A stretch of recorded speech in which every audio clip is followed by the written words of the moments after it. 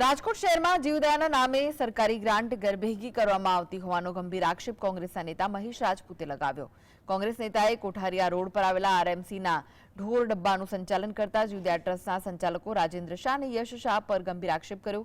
સરકાર દ્વારા દર માસે 1500 જેટલા પશુઓના નિભાવ માટે 60 લાખ રૂપિયા આપવામાં આવી રહ્યા હોવા છતાં દરરોજ 5 થી 7 ગાયોના મોત થતા હોવાનો આક્ષેપ કર્યો છે। તેમજ ઢોર ડબ્બામાં ઢોરની દયનીય હાલત જોવા મળી હોવાનું પણ જણાવ્યું છે।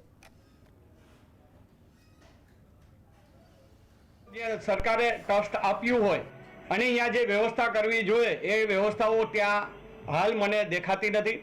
આ ટ્રસ્ટને સરકાર દર મહિને 60 લાખ રૂપિયા ચૂકવી રહી છે, એટલે કે પર ડે 2 લાખ રૂપિયા જ્યારે ચૂકવતી હોય અને ત્યાં રોજ 5 થી 10 ઢોરો યાની કે પશુઓનું મૃત્યુ થાય, પછી એ નાના હોય મોટા હોય તો એ કોઈ સંજોગોમાં ચલાવી ન લેવાય અને એને જીવ દયા ટ્રસ્ટ ના કહેવાય, એને જીવ લેને